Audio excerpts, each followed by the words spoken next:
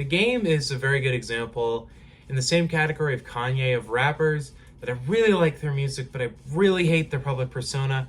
Like, this man talks so much shit about so many other rappers all the time, and I'm always just kind of sitting there, just kind of watching it and just kind of thinking to myself, damn, you're lucky you have good music, because I would absolutely hate you if you didn't. Because this man has a great catalog. Game has one of my favorite catalogs in hip-hop.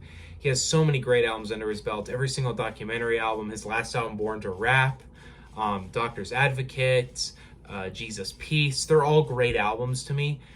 So when I saw that he was releasing his newest album, Drillmatic, and it was produced by Hit Boy, I was actually very excited for this album, because I think Game is a great rapper, and I didn't think had this thought process of, oh, he's never flopped on an album, so this won't be the flop for him, especially because it's produced by Hit Boy, which sounds like a great combination between the two. As well, I mean, he's going to get some standout features on it, and once I heard the track list was 30 songs, I remember thinking, oh, that's a little long, but hey, Logic's album was 30 tracks, and he actually mastered that. He did well with that. So maybe Game can do well with that, please.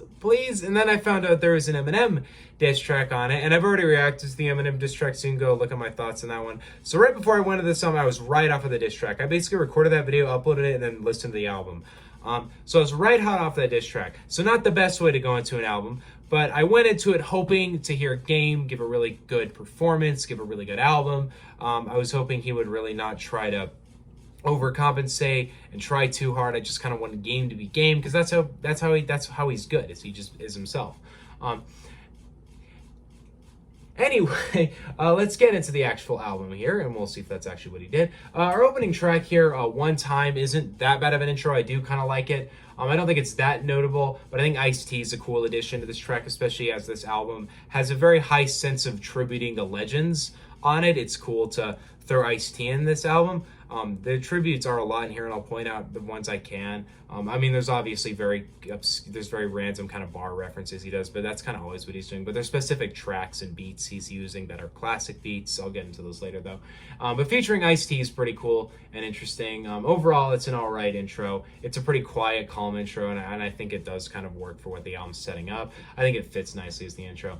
The second track is Easy, which I don't think this should be on the album at all, for a long list of reasons. Number one, the state of the thing about this track was I always felt like this track felt very throwaway to me. It always felt very underproduced and underwhelming and didn't really have anything that special about it. So why even, release it on a full-length album at all? But we decided to do that, and I really do hate the Kanye verse now, at least, because now that Kim and Pete are broken up and everything's changed, it's so weird hearing him talk about this stuff and rant about this stuff now in August of 2022. And even though this track came out back in January, I know this is only here to inflate the album's length, because Kanye already has a feature later on the album, so obviously that's why it's here. It's not the worst feature. It's not the worst track on the album. It's fine. It's actually probably one of the better tracks. But it's just kind of a mediocre track to me. But I like the Eazy sample. And I also like the way the Easy sample fits in the intro of Burnin' Checks, because the intro of Burnin' Checks has a little sample of an Easy interview. Too bad the song is really mediocre. This track feels very much what was on Five-Eo's last album. It almost feels like there was a track featuring the Game off of Bible, and that track just got tossed onto this, and it just feels very awkward. Like, it's not an awkward track inherently in the sense that it feels disjointed or anything. It's just a really underwhelming track to me, and it doesn't really have any of the interest that drill can have. But I think Five-Eo's really started to wear on me. I feel like his style has gotten really old to me. And one of the things the Game does on this album that I really don't like at all is there's a lot of tracks where he kind of relies on the feature. Like, he just kind of uses the feature style to fit into the track. And the problem with that is that if the feature isn't really that good, then the Game style isn't really that good. And if the feature is great, then it's just the Game trying to be as good as the feature. So there are many moments on this album where it just feels very out of place in the Game style. But I mean, it's not the worst track here, not even close. Voodoo has a pretty cool sample, actually. I think the sample has a very nice sound to it. I just don't think the track does anything with it very much. The beat is kind of underwhelming. Game has a pretty dry performance. It's not that interesting to me. Home Invasion might actually be my favorite track on the whole album. I really do like this beat. I think it has a really good sound to it, and I think Game has a really fucking good flow, at least towards the end of this track. He has a really solid energy. Overall, as we're at track 5, it's probably my favorite track on the album. O.P.P. is actually pretty hard in my opinion. Like, I don't love this track, but I do think it's a pretty fun and pretty enjoyable song. It has pretty great production on it. Not the best production, but it's pretty good. Young Boy, in my opinion, owns Game. I think Young Boy is infinitely more interesting on this track than Game does. Game just kind of does his thing, and it's fine, while Young Boy comes on here and absolutely tears it apart. But that's kind of the case with Young Boy. He's really good at owning features because himself, he's really good at individual features and individual verses. But like on his last album, I didn't end up reviewing it, and I may end up reviewing it in a 3 or 4 way review at some point soon. But my issue with that album mainly is the length of it, because first 15 tracks, it's really good, and then later on he starts to get overwhelming. But in the end, I think Young Boy has a good enough style to fit on this track. I think it's a pretty fun one. Next, we got Outside, which this track just feels so dry and boring to me. YG doesn't really try that hard to do anything interesting on this track, and the energy just feels so low. I feel like one of the themes this album tries to go for is this very low, dark drill sound, but it lacks the energy of that. It's just low, dark, and tiresome and boring. And this is a very good example of that. La La Land is kind of cool to me because he takes the sample from Ice Cube's Friday and he flips it into a drill beat. It's unfortunate that he doesn't really do anything else with the track. As well, I'm gonna talk a lot about how I feel he doesn't really do tributes very well on this album, but I'm gonna get to that later because we have a lot more to go. This is a really fucking long album. Next we got next track is Change the Game, which is all right. It's a cool tribute to Jay-Z, but I don't think Ty is really that belonging on this track, and I don't really feel like it does a ton. As well, I never thought Change the Game was one of the best tracks off of the Dynasty, so it's not really that notable of a tribute anyway. But it's cool, I guess. It doesn't really fit, but it's cool. How Far I Came is decent. I feel like Roddy kind of owns this track, but I also don't really think Roddy's that interesting on the track. I just think he is a lot more at home on this instrumental than Game is. It's better than what's off of Live Life Fast, but it's still not that of Roddy's best material, so it just kind of ends up being okay. And Game kind of doesn't really do anything on this track interesting or worth noting. Heart vs. Mind is an alright track. It is a little too long, but I think it has an interesting hook. It has a pretty good beat. Game does pretty alright on his performance. It's overall a nice track. By the way, we're at track 11. We're not even halfway done with this. We got a lot. This album goes on for way too long. No Smoke at the Polo Lounge is a really lacking song to me. I feel like it's just really missing anything of interest. It's missing any kind of like stab to it. I get it's trying to be chill, but there's a very fine line between chill and boring, and this just ends up being boring. No Man Falls to me is a really disappointing track because I don't really feel like he utilized Two Chainz and Push on this. 2 Chainz does fine on his verse, but I don't really feel like he gives it his all, really at all. And Pusha T does a cool little intro, and that's all he does on this track. It ends up being a pretty skippable track. Chrome Slugs in Harmony to me is pretty bad. I really didn't like this song. For the fact that he has a track featuring Lil Wayne on this album, and Lil Wayne does fucking nothing. G Herbo to me, I really don't find to be, I've never found to be that interesting of a rapper. I've always found his style super bland and super wooden and boring. And yeah, like an album where the Game isn't really trying to do his own thing and he's just trying to ride off the back of the features, this track ends up being really boring and it just ends up being a kind of G Herbo style track. And the worst part about this track is it features Lil Wayne and it completely is wasted. Wayne doesn't add anything to the track. He's just kind of there to give the album more features because he doesn't even really give that cool of a verse or performance. He just gives this kind of boring hook. It actually reminds me a lot of My Life with Game and Lil Wayne, because even though that could arguably be one of the Game's biggest hits, I always found that track really boring to me, and I always thought Lil Wayne was not that interesting on that track. It's actually a very similar case here. So maybe he's just trying to recreate that. There's a lot of moments on the song that feel like that, though. Start From Scratch 2 is, I have nothing to say. It's mediocre, to say the least. What We Not Gonna Do is not terrible. It has an alright performance. It has an alright beat. It's alright. Fortunate is bad. It's really bad.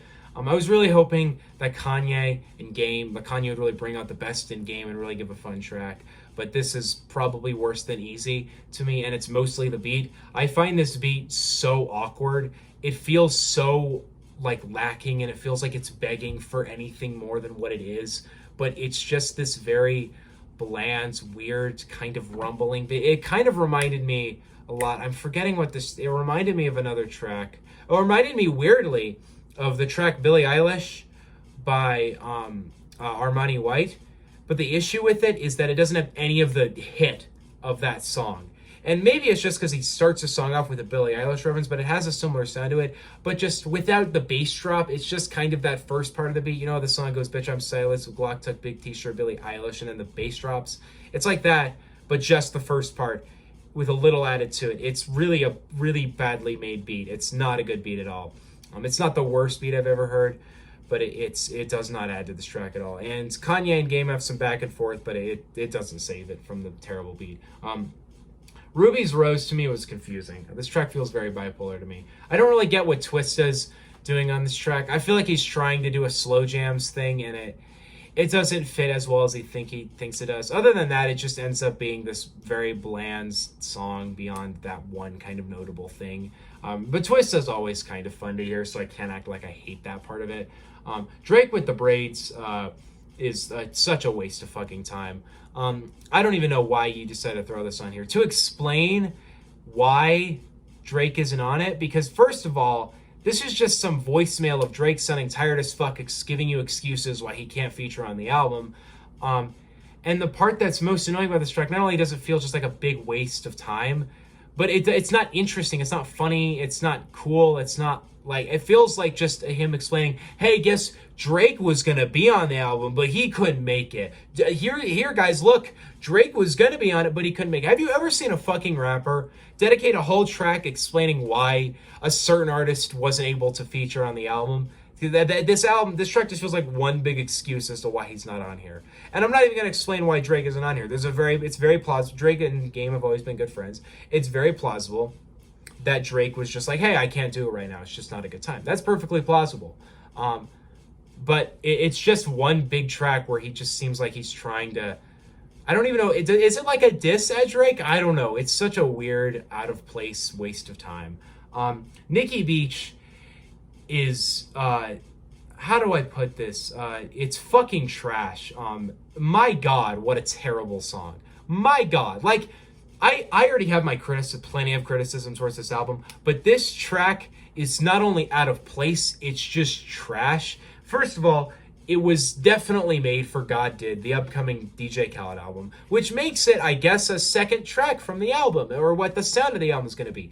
And so far, with Staying Alive and this, we're 2 for nothing, so we've not had a good single from the album yet, so I don't expect it to be very good.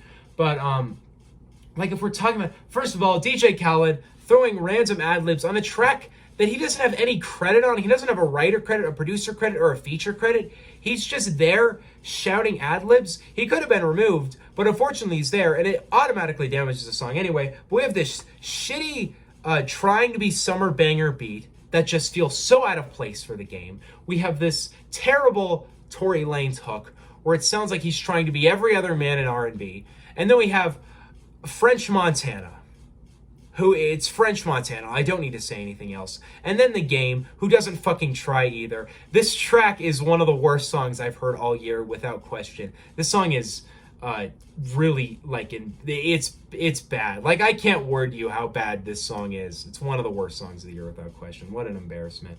Also, ending the track off with They Didn't Believe in Us, God Did. The most DJ Khaled bullshit ever. That album is gonna suck. I'm sorry. I liked the last DJ Khaled album. It was fine, but I don't know. I don't know about this next one, man. I don't know. That Staying Alive track sucked, so I don't know. Talk to Me Nice is meh, except for Meek Mill, who kind of saves it from being meh, so the track ends up being okay. Let's see. Money Cash Clothes to me is so annoying, but Game, thank God for Rocky that this track is saved. Because first of all, I don't really like the original Money Cash Hose track. I don't really love it that much anyway. I don't think it's one of the strongest songs off of Volume 2. As well, fucking, he loves his Jay-Z tributes, and I don't really think Jay-Z and Game are friends. I thought Jay-Z kind of didn't like the game, but that's nor here nor there. One of my biggest gripes with this song has to be just the fucking, like, the way it kind of feels like it's trying to pay tribute. First of all, Rocky's great. Rocky has a really good time on this track. He flows really nicely over it. But Game doesn't really add anything. These DMX ad-libs are annoying as fuck. If it weren't for Rocky, this song would have sucked, but Rocky kind of saved it. Killas is a pretty subpar drill track. I don't really have to go over it. Now we're on to the Black Slim Shady. I don't really feel like I need to rag on this track, but I feel like I will give this point of notice that this track notably damages the album so much. It is such a wrecking ball into half of what's good about this album, because it's this embarrassing 10-minute rant, borderline rants, where he doesn't accomplish one good land on Eminem at all, and embarrassingly tells lies about himself, tells lies about Eminem, just in general makes one of the worst diss tracks I've heard in recent times, and one of the most boring tracks of all. In fact, if this is somehow the worst song on the album, and it beat Nikki Beach for that, which was trash already, but this song, it has to be. It might be the worst song I've heard this year. This song is the worst song the game's ever made as well. I have to give it that credit. This song is a nightmare to get through. And the reason this song really damages the integrity of the sound, not only is it a waste of 10 minutes, not only does it just really just feel like this massive, annoying waste of time, but it's an embarrassing way to ruin this album from feeling like a tribute. An album that feels like it's trying to take this new sound of drill and pay tribute to tons of legends. Ice-T, tons of Jay-Z references, Tupac references, Eazy-E stuff. There's tons of moments on this album. The title is a Nas tribute. This album feels like it's trying as hard as it can to be a big tribute to all these legends, which is great. But once you make a track trashing a legend for 10 minutes, saying embarrassing bullshit about Dr. Dre and 50 Cent too, just saying the most embarrassing bullshit that just, it fully starts to make all those other tributes feel very fake, very uneducated, and very annoying. So now we're just left with this Game track where it sounds like he's trying to go hard on Eminem, but all he does is he ends up ruining the integrity of this feeling like a tribute to legends because he trashes a hip-hop legend for 10 minutes. It's an embarrassing track, and I know it's a little mean on a 30-track album to let one track ruin it for me, but it truly damages this album quite a lot in the long run, and it is a nightmare of a track. Next we got Stupid, which would be pretty fire and would be a good song if Sean wasn't so bad on this. Like, I love Big Sean, but he didn't give two shits about this song, and the way he emphasizes that stupid is so annoying. 38 Special is Blueface and Game. I don't have to say anything else. Twisted is not bad. Actually, I do kind of like this song. The message is nice. The beat is overall pretty good. It has a good hook. Overall, Game does pretty nice on this one. Save the Best for Last with Rick Ross. That's a total fucking lie. You did not save the best for last whatsoever. This track is overall very pointless and mediocre. A Father's Prayer isn't that bad. I do like him trying to pay tribute to his kids and kind of trying to say how much he loves them. But not only has he done this a couple times on other albums in better ways, this track just isn't that good. Like, the beat isn't really that interesting. He doesn't really give any interesting flows or interesting storytelling patterns. It's just kind of this subpar track of him giving tribute to his kids, which is nice, but it doesn't make it good. Universal Love is, I get the idea of it. I get what he's going for. I get it. It's a call for peace. But it's really fucking corny, and it's really, really an annoying track. As well with certain lines, like, I come from a country called Earth, which is the real opening line to the song. There are plenty of other garbage lines on this song. It's just a really corny way to end this album. My God. What a 2-hour monstrosity. Remember how I started this off by saying the Game had never had a bad album? Man, he could have not broke that more than what he did here. He fucking ruined it. Like, he fucking destroyed that one claim to his name. Like, to call this the worst Game album feels disrespectful to the other Game albums. This is so much worse than anything he's ever done. It is infinitely worse than anything he's ever done. A forced tribute that trashes legends, that is way too long, filled with pointless garbage features, filled with game not even giving a fuck, filled with him just trying to recreate what made him good in the early 2000s, or the late 2000s and the early 2010s. This album sucks. It is a massive waste of time. It is long, boring, underproduced, annoying, not worth the wait at all. It just feels like a big slap in the face to anybody who's ever been defending the game. Because now I can't claim I like the man's music, I just don't like the man's personality. Because holy fuck, I hated your personality throughout the whole rollout, and shockingly, I also fucking hate the album too. Like, it's not even an example where I feel like if this album was 15 tracks, I would really like it. It would still be it would still be decent if it was 15 tracks. But this album is long. It is fucking long. It is a 2-hour. It's so boring. Like, this did not need to be this long. It's not even an example where I feel like if you started cutting tracks off, it would get better. Because if you trim this album down to 15 tracks, it would still be just meh to me. Like, comparatively to other Game albums, comparatively to his last couple albums, this album lacks any of the, like, the spark that he had, any of the energy, any of the creativity he had. So the result's just this album, which there's no reason this album should be bad, because this man did the documentary 2 and the documentary 2.5. Now, we wouldn't inherently listen to both of those albums back to back, but he released them within a week of one another, and they're both great. Like, both of those albums combined, it would be a pretty solid 2-hour, 40-minute, 40-track album. It would be an all-right 40-track album. Not even all right, it'd be a pretty good 40-track album. But unfortunately, when he comes to this 30-track album, he flops. He sucks at it. And it's not just because it's 30 tracks. It's because there's no creativity. There's nothing interesting on it. There's only a couple of really solid features on it. There are a handful of good songs, but the handful of good songs get really outweighed by the amount of shitty songs. And the fact that the Black Slim Shady is even on this album fully damages the album in its own way too, as it completely discredits this idea of this being a tribute.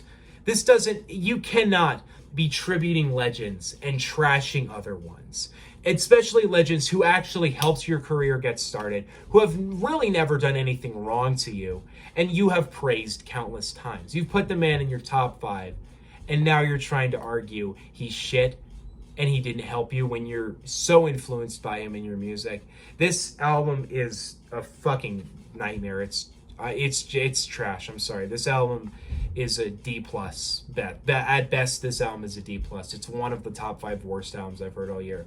Please do not waste your time on this album. It is way too long. It is boring, long, annoying, and easily the worst thing the game has ever put out. But thankfully, my next review, I will get to praise an album, the new Cheat Codes album. So thankfully, I have that to outweigh this one. What do you guys think on Drillmatic, Heart vs. Mind? Let me know in the comment section below. Don't forget to subscribe. See you guys next time.